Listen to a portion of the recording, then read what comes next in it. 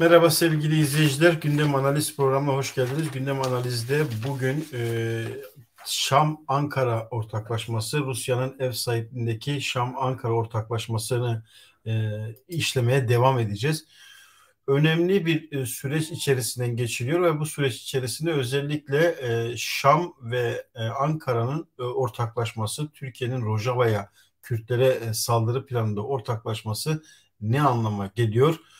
Masada ne var, kim ne istiyor ve sahadaki durum ne olacak? Bu konuyu konuşacağız. Bu konuyu konuşurken önemli bir hatırlatmayla başlamak gerekir. Bu hatırlatma Türkiye özellikle Suriye ile ilişkilerinde 2011'den sonra farklılaştı ve değişik bir pozisyona girdi. 2000'lerin başında e, Şam-Ankara ortaklığı söz konusuydu. 1998'de Adana Mutabakatı vardı ve Adana Mutabakatı'nda sonra Kürt Halk Önderi Abdullah Öcalan Suriye'den çıkartıldı ve bilinen gelişmeler yaşandı. Uluslararası komplo denilen süreç yaşandı ve bu süreç hızlı bir şekilde e, değişime uğradı. 2011'de Suriye-Türkiye ilişkileri gerginleşti, farklılaştı. Tayyip Erdoğan'ın açıklamaları söz konusuydu. İşte Şam'a gidip Emevi Camii'nde namaz kılabileceklerini ve bir Suriye muhalifleri adı altında çeteleri, İŞİD, El-Nusra, farklı cihadist örgütleri destekledi. Bu konu değişik boyutlara vardı. Özellikle İŞİD'e Türkiye'nin desteği uluslararası boyutta gündem olmuştu. Peki Adana mutabakatı ne? Çünkü Ankara açıklamalarında eski ilişkilere dönmek istiyor. Yeni baştan, sil baştan yapmak istiyorlar ve hatırlanacağı üzere sadece Ortak Bakanlar Kurulu toplantısı değil Suriye, Türkiye aynı zamanda Esad ailesiyle Erdoğan ailesi ortak tatiller yapıp havuzlara giren pozisyondalardı.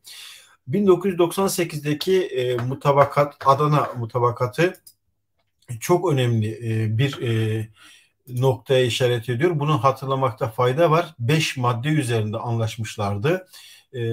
O dönem Hafız Esad iktidardaydı ve 1998'de Suriye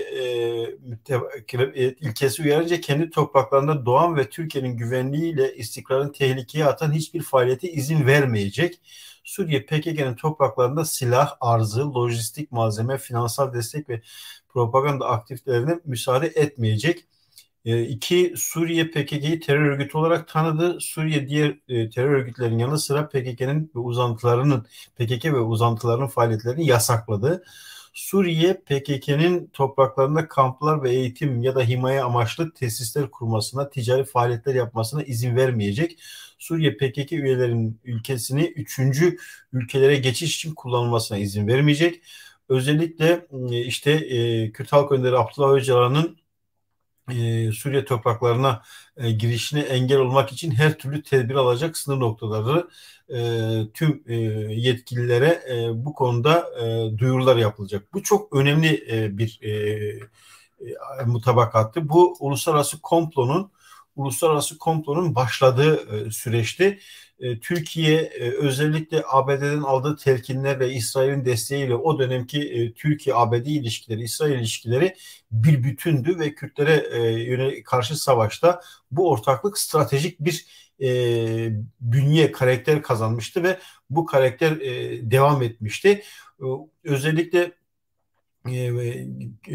Öcalan'ın Suriye'de çıkartılması planlanan komplonun birincil aşamasıydı. Daha sonra zaten ABD birçok yeri ayarlamıştı. Ta Kenya'ya gidecek yol hattını bile ortaya çıkan belgeler, bilgiler, tanıklar, soruşturmalar, mahkemeler ve benzeri birçok anlatımlar, bilgiler, yaşayanların tanıklıkları komplonun yol haritasının bile işte Yunanistan'a çıkacak, oradan farklı noktalara Kürt Halk Önderi Abdullah Öcalan bu planı fark edip bozmaya çalışmasına rağmen nasıl içten dıştan farklı oyunlarla işte Yunanistan, Rusya ve Kenya'ya kadar uzanan bir süreç işlendi ve o süreç sonunda ABD istihbaratı CIA Türkiye'ye teslim etti ve Türkiye'ye teslim ettiği zaman da İmralı cezaevine konuldu ve İmralı cezaevinde Kürt Halk Önderi Abdullah Öcalan yazdığı kitapların birinin ön sözünde beni Spiti heyetinin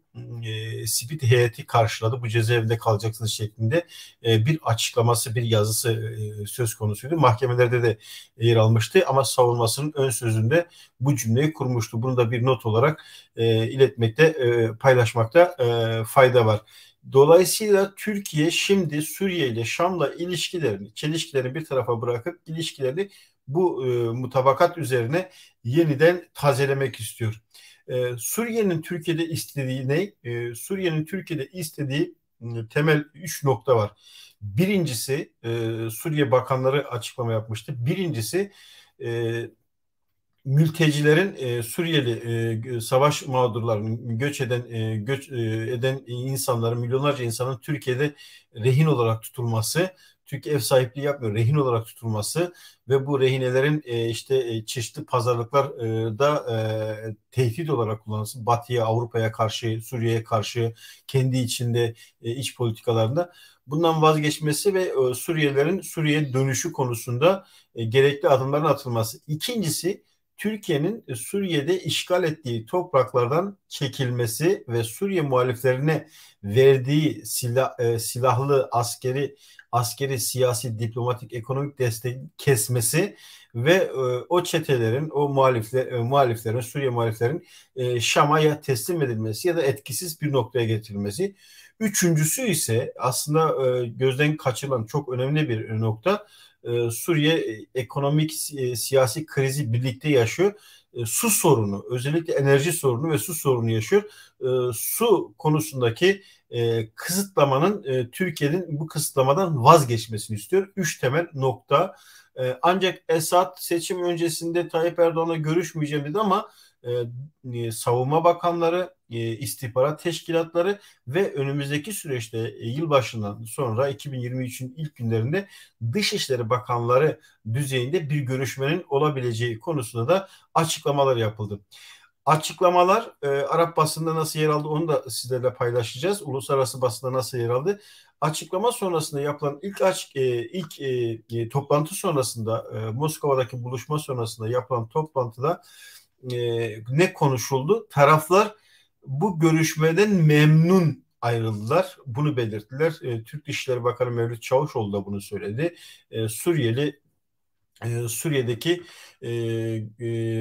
Suriye'deki basında özellikle Suriyeli yetkililer de bu konuda paylaştıkları bilgilerin ya da görüşmenin kendileri açısından olumlu geçtiği konusunda açıklamalar yaptılar. Peki neden böyle, nasıl olumlu geçti? Neden böylesi bir ortaklık söz konusu? Putin'in zorlaması var. Putin işte Esad reddetmişti ama Putin Esad'ı bu görüşmeye mecbur kıldı. Çünkü Suriye'de aslında Esad'ın ismi var, ailesi var, yönetimi öyle görünüyor ama Esad'ın yönettiği Suriye'yi aslında Rusya ve kısmen İran yönetiyor. Çünkü askeri destek, ekonomik destek başta Rusya ve ikinci olarak da İran'ın desteği söz konusu. İran da bu görüşmeye olumlu yaklaşıyor görece ama sahaya inildiğinde durum farklı bir nokta dönüşecek bu konuda. Türkiye'nin temel isteği ise Şam'ın 3 noktada isteği vardı. Türkiye'nin temel isteği ise Demokratik Suriye güçlerinin Kuzeydoğu Suriye Federasyonu'nu, oluşumunu, Rojava yönetimini tasfiye etmek. Kürtlerin herhangi bir hak ve statü elde etmesinin önüne geçmek ve bu konuda Türkiye'nin askeri harekatına izin vermesi isteniyor Şam'dan. Türkiye'nin tek bir isteği var, yani Kürtleri yok etmek için Şam'la görüşmeye hazır olduğunu belirtti Erdoğan ve bu konuda. Çünkü nasıl bu noktaya geldi? Şam'la ilişkilerini Şam'la ilişkilerini hiç koparmayan bir Ergenekoncu kanat vardı. Doğu Perinçek gibi ya da istihbarat Şam'dan hiç ilişkisini koparmadı ve Türkiye'yi bu konuda hatta zorladı. Rusya'ya mecbur etti. Dolayısıyla Erdoğan bu noktaya nasıl geldi? Emevi Camii'ne gidip namaz kılacak. Esad değil, Esed ismini telaffuz bile etmek istemiyordu. Adını bile ağzına almak istemiyordu. Peki bu noktaya niye geldi? Çünkü bu noktaya Rojava'daki oluşum, Rojava'daki devrim, Demokratik Suriye güçlerinin ortaya çıkardığı kazanımlar aslında uluslararası alanda tanınmaya ve statüsünün resmileşmeye başladığı bir dönem. Birinci olarak bu neden önemli? Çünkü Güney Kürdistan'daki federasyonun bir kabul ortaya çıkmasının Türkiye için kabul edilebilecek bir hata olduğunu Türk devlet yetkilileri solcusundan sağcısına, liberaline, milliyetçisine herkes bunu ifade etti. Tayyip Erdoğan da söyledi. O bir yanlışlık. Güney Kürdistan'ı işte o şekilde kabul etme, o dönemin şartları içerisinde ortaya çıkıp kabul edilmesini bir yanlışlık olarak nitelemişti ve buna bir daha izin verilmeyecek. Yani diğer kazanımlarına ve Bakur'daki baskıların nedeni de bu, ama Rojava'nın aslında nesnel olarak, objektif olarak ve fiili olarak uluslararası alanda tanınan bir statüsü söz konusu ve söz konusu durum fiili resmiyete dönüşecekti. Çünkü Demokratik Suriye güçlerinin temsilcilerinin diplomasisi, uluslararası ilişkileri, devletler bazında tanınması Türkiye'yi çok önemli bir ölçüde etkiliyor, korkutuyor ve şimdi Rojava'ya yönelik kapsamlı bir saldırı planından bahsediyor. Dün detaylarını biraz açmaya çalışmıştık ama yığdıkları askeri teçhizatlar, yığınaklar, askeri sayısı, askerlerin özellikleri ve Rojava'ya yönelik işte altyapı tesislerini tümden yok etmek, 30 kilometre güneye itmek, bu demek işte daha çöle yakın bölgelere itmek. Tayyip Erdoğan işte o bölgeye Kürtler yakışmıyor, Arapların yaşaması lazım şeklindeki özellikle Kobani, Minbiç ve Kamuşlu, Derik, Cizre hattına kadar uzanan bölgeye Kürtlerin orada yaşaması uygun değil şeklinde bir konuşması vardı. Ve şimdi Tayyip Erdoğan bu durumda Rusya'dan Putin'in özel olarak istediği, Putin'in de Esad'ı baskılayarak Moskova'da Türk heyetlerini buluşturdu. Bu buluşma önceden istihbarat düzeyinde birçok görüşme söz konusuydu ama bu buluşma aslında birincil olarak özellikle yani Tayyip Erdoğan'ın çok istediği bu süreçteki bu görüşmenin asıl mimarı Putin. Moskova'da bu görüşme gerçekleşti. Savunma bakanları ve istihbarat teşkilatların başıyla görüştü ve karşılıklı masada Suriye yine kendi taleplerini temel olarak 3 başlık altında tanımlayacağımız talepleri sundu. Türkiye ise birincil talebini sundu. İstediği nokta 1998 Adana mutabakatı. Çünkü o mutabakat aslında tehdit üzerine oluşturulmuştu. Yoksa Suriye'ye savaş açarız demişti.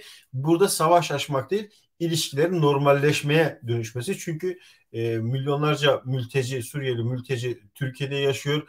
Suriyeli muhalifleri, çeteleri silahlandıran Türkiye. Bu konuda Türkiye Suriye'ye istediği tavizi verecek mi? Mesele bu. Aslında Türkiye Kürtler söz konusu olduğunda her tavizi verecek ama verdiği tavizlerin sonucu ne olacak? İşte bu çok büyük bir soru işareti. Neden büyük bir soru işareti? İdlib, Afrin ve Türkiye'nin işgal ettiği diğer Rojava alanlarında çetelere üs kurmuş, kamp kurmuş, onları yönetime getirmiş, onlara silahlandırmış bir Türkiye var. İşte El Nusra'dan IŞİD'e, işte Nurettin Zengin Tugay'ından Ahrar Şam cephesine ve benzeri birçok örgüte yer ele indiğinde daha da çoğaltılabilecek isimler söz konusu. Özellikle Halep ve çevresinde durum çok daha karmaşık bir hal alıyor. Çünkü Halep çevresinde özellikle İdlib'e yakın bölgeler, Afrin hattı, e, o bölgede Rus askerleri, Esad rejiminin askerleri, Haçlı Şabi, İran milis gücü önemli sayıda var. Binlerce üyesi söz konusu. Orada konumlanmış durumda. Hem rejim askerleri tamam Esad'a bağlı olarak tavır tutum değiştirebilirler bu konuyla ilgili ama Haçlı Şabi'yi Türkiye ile ortaklık konusunda ikna etmenin çok zor olabileceğini biliyoruz ya da düşünüyorum öyle. Çünkü Haçlı Şabi'nin Türkiye ile çelişkisi mezhepsel çelişki, tarihsel çelişki ve özellikle Türkiye'nin Selefi örgütleri, çeteleri, İslamcı radikal çeteleri desteklemesi Haçlı Şabi'nin aslında tarihsel çelişkisi söz konusu. Bu konuda onların ikna olması ki İran'a bağlı bir ölçüde bu İran'a bağlı. İran kendi içindeki sorunlarla uğraştığı için ve Kürtleri de kendine potansiyel tehdit gördüğü için belki orada frenleme görevi yapabilir. Ancak bu çelişkiyi aşmanın çok kolay olmayacağı ortaya çıkıyor. Bir de Türk devleti çetelerle ilişkisini kesip bunları Esad'a teslim etme ya da onlarla bağlantısını keserse sorun nasıl olur? Radikal İslamcı örgütlerin, cihadist örgütlerin bu ilişki biçimlerine yaklaşımları Türkiye'ye organik olarak bağlı olanlar zaten bir şey yapabilecek düzeyde değil. Ancak farklı durumlarda ortaya çıkabilir. Özellikle İdlib'de çünkü İdlib'de biliyoruz ve medyada yansıdı. Gıda sorunu, lojistik sorunu yani aslında Türk devleti şimdiden onları terbiye etmeye başlamış durumda. Bu önemli bir sıkıntı ve kriz yaratabilecek potansiyeli taşıyor. Şiddeti içeren bir potansiyel taşıyor. Çünkü kendilerini yarı yolda bırakıp ya da rejimle anlaşıp Türkiye onları satarsa rejime ortaya çok farklı bir boyut çıkacak. Çünkü bunların Ankara, Antep, İstanbul gibi kentlerde özel olarak örgütlendiği kampları var. Ne kadar MİT'e bağlı olduğunu düşünürsek düşünelim ama fevri, farklı hareket edebilecek potansiyeli taşıdığını belirtebiliriz. Peki Putin niye böyle bir yakınlaşmayı istedi, zorladı? Tayyip Erdoğan Putin'le son telefon görüşmesinde biz Rusya'nın bu harekete sadece destek vermesini değil, ortak hareket etmek ve pratikte de işbirliği yapmak istiyoruz demişti. Putin önce aslında diyalog önermişti. Türkiye Soçi'deki Soçi'deki anlaşmaya bağlı olarak e, eğer ki ben güvenliğimi sağlamak için işgal hareketine girebilirim. Rusya biraz yeşil ışık yakmıştı ama uluslararası tepkiler olunca diyalog önermişti. Demokratik Suriye güçleriyle Rusya güçleri görüştü ve Putin son bir hafta içerisinde bu görüşmeyi hızlı bir şekilde gerçekleştirdi Moskova'da. Türkiye heyetiyle Suriye heyetini, Şam, Ankara heyetlerini bakanlar düzeyinde, istihbarat yetkileri düzeyinde buluşturdu. Peki Putin böyle bir çabanın içerisine niye girdi? Niye hızlandırdı bu süreci? Burada da Ukrayna Savaşı farklı bir boyut kazandı. Zelenski'nin ABD'yi ziyareti, Zelenski'ye yapılan askeri yardımlar, işte Patriot füze sisteminin verilmesi konusuna bile gelindi. Rusya bu konuyu çok büyük bir tehdit olarak gördü. Aslında Rusya'da Türkiye ve Ankara ve Şam üzerinden Rojava'da ABD'ye bir cephe açıyor. Dolayısıyla yani 3. Dünya Savaşı'nın bir cephesi de Rojava, Kürdistan'ı, Suriye toprakları olacak şekilde bir cephe oluşturuyor. Ama burada hesap edilmeyen ya da gözden kaçırılan önemli bir nokta Demokratik Suriye güçlerinin Rojava yönetiminin bu konudaki tepkisi, bu konudaki hazırlığı, açıklamaları. Bu önemli bir süreç. Özellikle herkesin göz ardı ettiği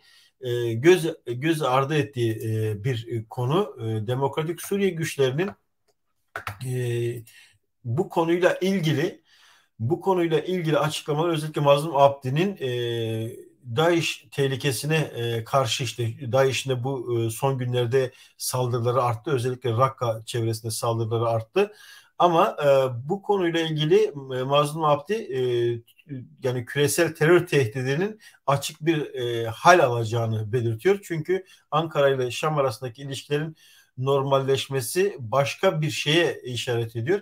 Tabii ki komşular arasında, devletler arasındaki ilişkiler barış içerisinde olmalı ama başkalarına karşı savaşı gerekçe yapıp kendi aralarında anlaşanların farklı sonuçlara hazır olması gerektiği konusunda da bilgileri veriyor. Mazlum Abdi'nin açıklamalarında en önemli kısım son günlerde yaptığı açıklamada savaşı başlatan Türkiye olur ama bitirenin kim olduğu belli olmaz bitireceğin ve durum bölgesel bir karakter kazanabilir bu savaş. Yani sadece Afrin'deki savaşa ya da Serikani'deki savaşa benzemez. Zaten bu konuyla ilgili Arap basınında da önemli yorumlar söz konusu. Gözlemciler Türkiye'nin bölgedeki ilişkilerini ve krizleri iyileştirmek için Suriye ilişkilerini normalleştirmek, aynı zamanda muhalefet partilerinin ekonomik krizin sebebi olarak gördüğü mülteciler dosyasını ortadan kaldırmak, işte YPG ile ilgili meseleyi Arap basını bunu tartışıyor ama stratejik olarak özellikle Suudi Arabistan, Birleşik Arap Emirlikleri, Körfez ülkeleri Türkiye'nin bu politikasına çok da iyi bakmayacakları ortada. Çünkü Suriye aynı zamanda İslami, Selefist İslami politikalarında nüfuz savaşı alanı. O sahada her devletin özellikle Körfez devletlerinin bakışı, Katar'ın ayrı, Dubai'nin ve Riyad'ın oraya Suriye'ye bakışı ayrı, Mısır'ın apayrı bir bakışı var. Türkiye bütün bunları nasıl konsolide edecek, nasıl herkesi ikna edecek? Aslında İçişleri Bakanı'nın ya da Tayyip Erdoğan'ın Birleşik Arap Emirlikleri'ne yaptığı ziyaret, geziler, Suudi Arabistan'da işte Kaşıkçı cinayetinin ortadan gündemden kaldırılması, Birleşik Arap Emirlikleri'nin 15 Temmuz'un finansörü söyleminden vazgeçmesi, Sisi ile el sıkışmak istemesi, ilişkilerini geliştirmek istemesi, aslında bütün bu Rojava'ya yapılacak saldırı öncesindeki bir diplomasinin hazırlığıydı. Bu diplomasi özellikle onları, o bölge ülkelerini bu konuda ikna etmek üzerine kuruluydu. Dolayısıyla sahadaki durum çok daha farklı bir noktaya gelecek. Bölge ülkeleri açısından çok farklı bir noktaya gelecek.